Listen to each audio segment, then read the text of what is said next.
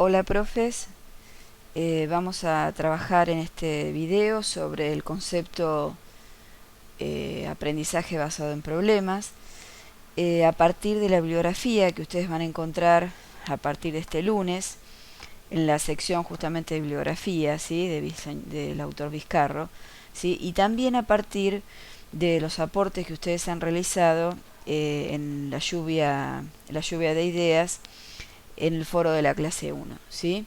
Entonces vamos a abordar este concepto de aprendizaje basado en problemas, que justamente tiene que ver con una metodología, ¿sí?, de aprendizaje absolutamente centrada en el alumno. Esto alguno de ustedes lo ha mencionado en el foro, y sí, tiene una mirada y se posiciona mucho sobre el modelo constructivista, ¿sí?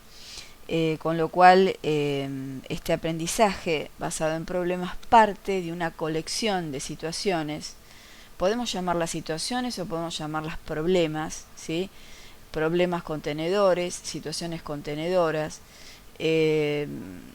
A veces preferimos nosotros hablar de situaciones porque poner al alumno, presentarle al alumno un problema que hasta inclusive a veces los adultos no podemos resolver, nos resulta como un poco exagerado, ¿no? Desde algún punto de vista. Entonces, estamos pensando en situaciones contenedoras a partir de las cuales los alumnos puedan desarrollar, investigar, reflexionar, ¿sí?, discutir, producir, indagar, ¿sí?, etcétera, etcétera.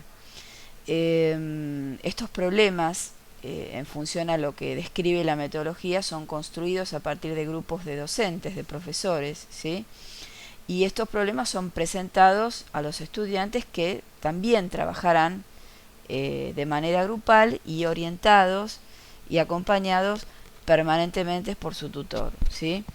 No cualquier problema es un buen problema para el ABP, ¿sí? Estos problemas tienen que ser del orden de lo sencillo, o sea, la presentación, la descripción tiene que ser sencilla, ¿sí? Problemas que sean del mundo de los estudiantes, ¿no es cierto?, de su interés, que lo puedan discutir, que puedan averiguar, ¿sí? Que realmente les interese trabajar sobre esa problemática. Yéndonos a un plano histórico, ¿sí? Eh, Les contamos que el aprendizaje basado en problemas surge en los años 60, ¿sí?, en Canadá, justamente porque se observaba en esta universidad, en una universidad de Canadá, que los buenos estudiantes, cuando debían aplicar lo aprendido en un caso real, les resultaba, digamos, no les resultaba sencillo. Entonces, allí es cuando equipos de docentes de la Universidad McMaster de Canadá comenzaron a pensar y a diseñar esta metodología, en la cual lo que hacían era trasladar estos problemas reales, llevarlos a los entornos universitarios, justamente para mejorar la enseñanza. Como veníamos describiendo, profes, entonces el ABP es una forma de aprender absolutamente centrada en el alumno y a partir de situaciones o problemas contenedores, ¿sí? Y algo que distingue muchísimo a esta metodología de otras es que la intencionalidad de la selección del problema por parte de los profesores tiene el objetivo de que, mientras el alumno desarrolle, investigue y desarticule ese problema, pueda él mismo construir sus propios objetivos de aprendizaje. En relación a las situaciones y las temáticas abordadas, preferentemente se espera que no sean asuntos netamente escolares, ¿no?, sino que tengan que ver con su comunidad, o sea, con la comunidad que está inserta en la institución, pero que no sean necesariamente asuntos de la escuela, ¿sí? La idea es que los alumnos puedan observar la realidad, hacerse preguntas, ¿sí?, preguntas disparadoras que a futuro puedan desembocar en una investigación, ¿sí?, preguntas que ellos puedan abordar y que puedan de algún modo analizar, resolver y reflexionar, y así dar el punto de partida al proceso del ABP. Trabajaremos aquí en esta diapo sobre cómo pensar un buen problema. Para pensar un buen problema, ¿sí?, los profesores tendríamos que tener en nuestras cabezas nociones sobre cuáles serían esos posibles objetivos de aprendizaje que deseamos que nuestros alumnos, luego de analizar esa situación contenedora, terminen descubriendo o construyendo, ¿sí? Además, también sería interesante de antemano, mientras estamos trabajando en la construcción de los problemas, que pensemos cuáles serían las tareas o las actividades más apropiadas para el aprendizaje de ese problema, y de la mano de eso pensar en qué formato le vamos a acercar la situación.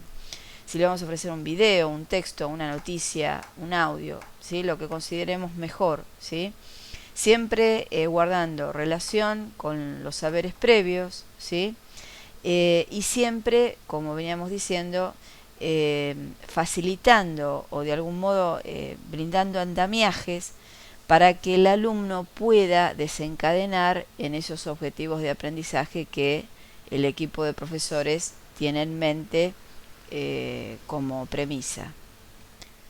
Para delimitar el problema es fundamental que podamos preguntarnos las causas de ese problema, ¿no es cierto? Podemos pensar en las consecuencias del mismo también, ¿sí?, las posibles soluciones, por qué sucede, cuándo sucede, en dónde sucede, antes sucedía, a partir de qué situación sucedió, ¿sí? Todas estas reflexiones y estas preguntas nos ayudan a delimitar el problema. En este cuadro podemos visualizar los 7 pasos clásicos y claves del ABP, ¿sí? Tenemos que tener en cuenta lo siguiente, o sea, esto es un proceso, con lo cual esto no es estrictamente, esto no es matemático. Es muy probable que a partir de un problema o de una situación contenedora nosotros empecemos a definir ese problema, hagamos lluvia de ideas, investiguemos y tal vez volvamos al problema. O sea, es cíclico, ¿no es cierto? Y todas estas etapas en algún momento se superponen o vuelven a empezar, ¿sí? Tengamos en cuenta que esto es un esquema, una modelización, y que no es estrictamente rígido como se está planteando en el cuadro, ¿sí? Los pasos son estos, ¿sí? Presentación y lectura comprensiva del escenario, ¿sí?, o también llamado aclaración de conceptos, ¿sí?, ante una situación, una posible situación. Definición precisa del problema, con claridad, viendo qué medio vamos a usar, como ya dijimos. Primer lluvia de ideas, ¿sí?, referida a los conceptos previos, que es un poco lo que hicimos nosotros con este concepto del ABP. Clasificación de ideas, o sea, lo que vamos a trabajar en esta etapa sería las relaciones conceptuales, ¿no es cierto?, los vínculos, ligando conceptos, ligando informaciones. Como quinta opción, ahí ya caeríamos en los objetivos de aprendizaje, ¿sí?, que los propios alumnos puedan determinar cuáles serían esos temas a abordar y sobre los cuales aprender. Luego ingresaríamos a la etapa de investigación. Nosotros en el curso vamos a ver búsquedas avanzadas y curación de contenidos, análisis de fuentes, y finalmente la narración de todo el proceso y de los resultados obtenidos. Cada una de estas instancias la vamos a acompañar obviamente con recursos TIC, esa es la intención. Y aquí la pregunta que estuvimos tratando de trabajar también un poquito en el foro. Aquellas situaciones problemáticas que nosotros presentamos generalmente a nuestros alumnos, ¿son las mismas que proponemos en esta metodología? Y la respuesta en realidad es que no. En realidad esta metodología lo que pretende o lo que espera es que se aborden temáticas amplias, ¿sí?, que luego sí se vayan desmenuzando y se vayan limitando los alcances para después concretizar los objetivos de aprendizaje. Cuando nosotros planteamos conflictos cognitivos, lo planteamos por una temática puntual dentro de un área particular, ¿sí? En este caso estamos abordando problemáticas del orden del holístico, ¿sí? General, problemáticas generales, multidisciplinares, ¿sí? Que sean de carácter amplio. Esto no quiere decir que sean temas extremadamente extensos, porque los alumnos sabemos que no nos van a seguir en un trabajo de 7 meses, ¿sí? Estamos pensando en problemas que podamos abordar en un conjunto de, qué sé yo, 8 clases, 10 clases, 2 meses como algo extenso. Depende del tema, depende del espacio curricular, depende de la escuela, depende de un montón de factores. Pero bueno, lo que tenemos que tener en claro es que los problemas de esta metodología no son como aquellos conflictos cognitivos que nosotros ofrecemos habitualmente, sino que son mucho más abarcativos, ¿sí? Y se funda como manera también esencial de esta metodología en la resolución y la construcción del trabajo en equipo. Si quisiéramos fundamentar, ¿sí? Si la intención sería fundamentar por qué esta metodología, ¿sí? Tendríamos varios aspectos a poner en valor, ¿sí? En primer término, estamos pensando, como ya dijimos, en un modelo constructivista, ¿sí? Donde el aprendizaje está absolutamente centrado en el estudiante y con esta particularidad de que traemos a la escuela problemas o situaciones de la vida real, ¿sí? Es como que traemos la vida real adentro del colegio, ¿no es cierto? Por otro lado, y un tema también no menor, es cuáles son las implicancias cognitivas que se esperan generar a partir de este tipo de trabajos. Por eso también adjuntamos en el video un cuadro, ¿sí? Referido a justamente a estas implicancias cognitivas, sobre todo las de orden superior, ¿sí? Definidas en la taxonomía de Bloom, que han sido revisadas en la taxonomía de Bloom digital, ¿sí?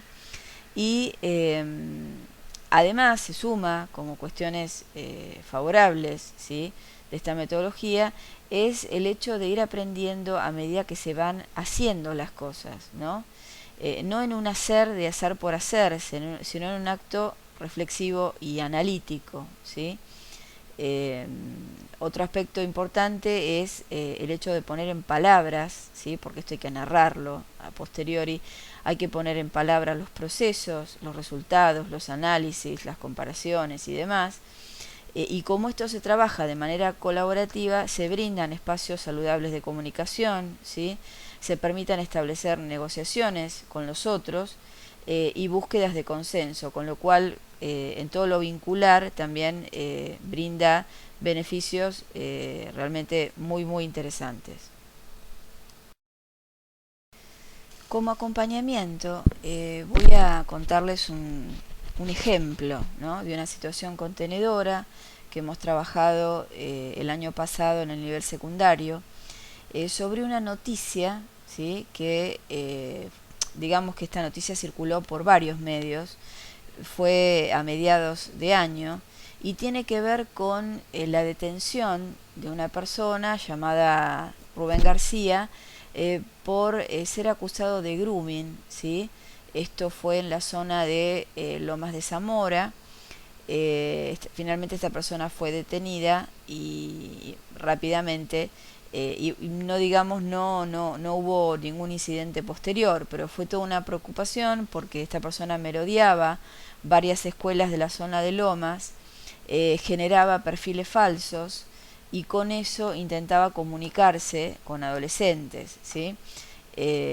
Por eso, bueno, por eso hablamos de grooming, ¿no es cierto? Porque es el acoso de un mayor hacia un menor a través de el uso de la tecnología.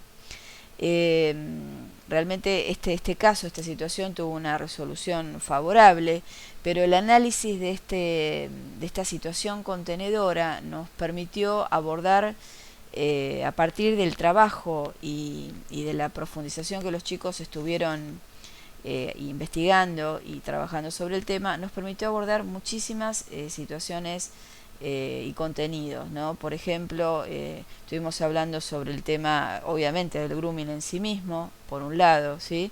Por otro lado, estuvimos hablando sobre la importancia de la responsabilidad social, de cómo se comportó la comunidad, de su rápida acción y de la necesidad de que en la sociedad estemos, digamos, comunicados y alertas, ¿no? y acompañándonos unos con otros. También hablamos del perfil psicológico de este señor Rubén García y del perfil psicológico de las personas o de las chicas a las cuales él buscaba, porque no eran cualquier chica la que él buscaba, las chicas que se movían en grupo, las que tenían, digamos, un buen vínculo con su grupo de pares, él no buscaba ese tipo de personas, buscaba chicas que estuvieran más solas, que digamos que no tuvieran tanta comunicación con su grupo de pares, entonces hacía referencia o buscaba este tipo de personas con las cuales establecer algún contacto, primero virtual, luego presencial. Y se desencadenaron un montón de aspectos, a nosotros nos vino muy bien porque bueno, esto era en el marco de la materia Nuevas Tecnologías, que lo terminamos trabajando con la profesora de salud, con la profesora de biología y otros docentes. También trabajamos sobre bueno, los saberes que este señor debía tener para poder justamente contar, contaba con un montón de celulares, contaba con un montón de perfiles falsos, o sea, que evidentemente él tenía un acercamiento a las tecnologías importante para poder generar todas estas cuestiones, ¿sí?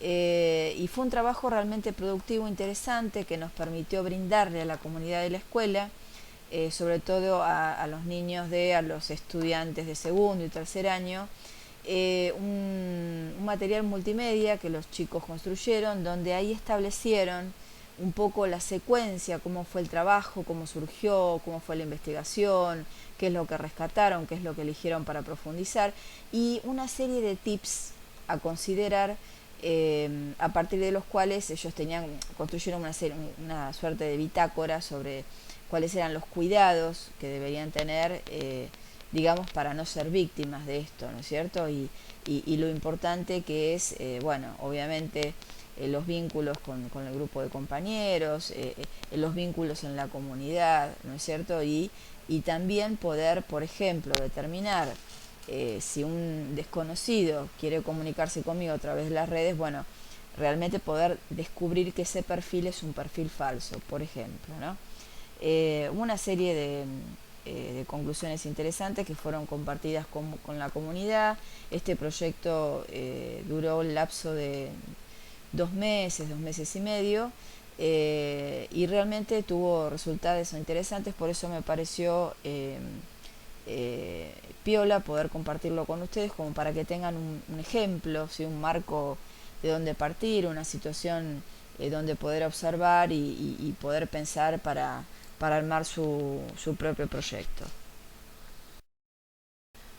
Muy bien, profe, llegamos al cierre de este trabajo multimedia que construí con el objetivo de por ahí acompañarlos desde otro lugar. Les cuento un poco cuál es la intención de la continuidad en las actividades.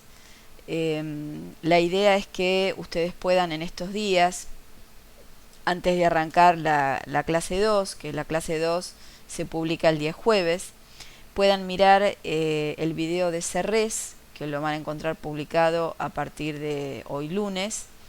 Se recomiendan los últimos 30 minutos, pero si ustedes pueden verlo completo, la verdad que es una propuesta interesante. Por otro lado, van a poder visualizar a partir también de hoy toda la zona de trabajo en equipo, donde van a encontrar un foro y una wiki, ¿sí? En primer término vamos a ingresar al foro para ponernos en contacto con quienes van a ser mis integrantes de los grupos.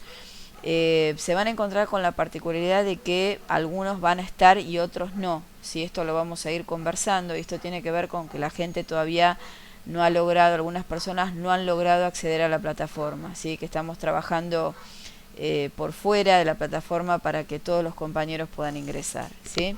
La idea es que ingresen a este foro de equipo y allí puedan, bueno, obviamente ponerse en contacto y empezar a pensar en estas posibles situaciones contenedoras, ¿sí? La idea es empezar a discutir, que ustedes pongan en común posibles problemas o situaciones que ustedes observen en sus entornos de trabajo o que piensen que pueden ser problemas interesantes para sus alumnos. Esto va a ser muy rico porque piensen que ustedes viven en distintos lugares de la provincia, con lo cual realmente estos foros se van a poner muy interesantes. Y en la clase 2 la idea es ya definir, ¿no es cierto?, este problema, poder describirlo con firmeza, con lo cual la idea es ya en estos días, acompañados de este material, la bibliografía de Vizcarro, ¿sí?, el material multimedia de Serres, y los compañeros puedan empezar a pensar en estos posibles problemas, ¿sí? Desde ya que cualquier duda que tengan, estoy para acompañarlos y bueno, les deseo un fructífero trabajo eh, y un interesante trabajo colaborativo. Nos seguimos escuchando, viendo y leyendo.